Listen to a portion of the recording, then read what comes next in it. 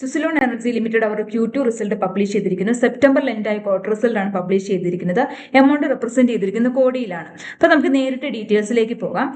ഈ ക്വാർട്ടറിലെ revenue from operation നോക്കുവാണെങ്കിൽ 3865 കോടിയാണ്. അതിന് തൊട്ട് മുമ്പുള്ള ക്വാർട്ടറിലോ 3117 കോടിയാണ്. നമ്മൾ ക്വാർട്ടർ ടു ക്വാർട്ടർ കമ്പയർ ചെയ്ത് നോക്കുവാണെങ്കിൽ ഒരു 24% റവന്യൂ ഫ്രം ഓപ്പറേഷൻ കൂടിയിട്ടുണ്ട്. കഴിഞ്ഞ ഫിനാൻഷ്യലിൽ സെപ്റ്റംബറിൽ ഉണ്ടായ ക്വാർട്ടറിലെ റവന്യൂ ഫ്രം ഓപ്പറേഷൻ എന്ന് പറയുന്നത് 2092 കോടിയാണ്. നമ്മൾ ഇയർ ടു ഇയർ കമ്പയർ ചെയ്ത് നോക്കുവാണെങ്കിൽ ഒരു 85% കൂടിയതായിട്ട് കാണാൻ സാധിക്കും. അതുപോലെ ടോട്ടൽ ഇൻകം നോക്കുവാണെങ്കിൽ ഈ ക്വാർട്ടറിൽ 3897 കോടിയാണ്. തൊട്ട് മുമ്പുള്ള ക്വാർട്ടറിലോ 3165 കോടിയാണ്. അപ്പൊ നമ്മൾ ക്വാർട്ടർ ടു ക്വാർട്ടർ കമ്പയർ ചെയ്യുവാണെങ്കിൽ ടോട്ടൽ ഇൻകം എന്ന് പറയുന്നത് ഒരു 23% കൂടിയിട്ടുണ്ട്. കഴിഞ്ഞ വർഷത്തെ ടോട്ടൽ ഇൻകം എന്ന് പറയുന്നത് 2121 കോടിയാണ്. അപ്പൊ നമ്മൾ ഇയർ ടു ഇയർ കമ്പയർ ചെയ്ത് നോക്കുവാണെങ്കിൽ ഒരു 84% കൂടിയതായിട്ട് കാണാൻ സാധിക്കും. അതുപോലെ ടോട്ടൽ എക്സ്പെൻസ് നോക്കുവാണെങ്കിൽ ഈ ക്വാർട്ടറിൽ 3334 കോടിയാണ്. അതിന് തൊട്ട് മുമ്പുള്ള ക്വാർട്ടറിലോ 2705 കോടിയാണ്. നമ്മൾ ക്വാർട്ടർ ടു ക്വാർട്ടർ കമ്പയർ ചെയ്ത് നോക്കുവാണെങ്കിൽ ഒരു 23% ടോട്ടൽ എക്സ്പെൻസ് കൂടിയതായിട്ട് കാണാൻ സാധിക്കും. അപ്പൊ നമ്മൾ ഇയർ ടു ഇയർ കമ്പയർ ചെയ്ത് നോക്കുവാണെങ്കിലോ കഴിഞ്ഞ വർഷത്തെ ടോട്ടൽ എക്സ്പെൻസ് എത്രയായിരുന്നു? 1919 കോടിയായിരുന്നു. ഇയർ ടു ഇയർ കമ്പയർ ചെയ്ത് നോക്കുമ്പോഴത്തേനും നമുക്കൊരു 74% ടോട്ടൽ എക്സ്പെൻസ് കൂടിയതായിട്ട് കാണാൻ സാധിക്കും.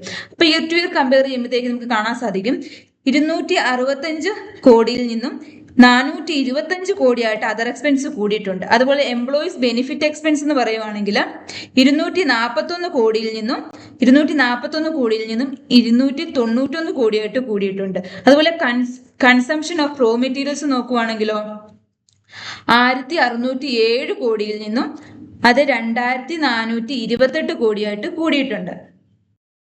അതുപോലെ quarter to quarter expense compare ചെയ്യുവാണെങ്കിൽ കഴിഞ്ഞ ക്വാർട്ടറിൽ 361 കോടിയും ഈ ക്വാർട്ടറിലോ 425 കോടിയുമാണ്. അതുപോലെ തന്നെ എംപ്ലോയീസ് ബെനിഫിറ്റ് എക്സ്പെൻസ് നോക്കുവാണെങ്കിൽ തൊട്ട് മുമ്പുള്ള ക്വാർട്ടറിൽ 254 കോടിയായിരുന്നു. ഈ ക്വാർട്ടറിൽ 291 കോടിയാണ്.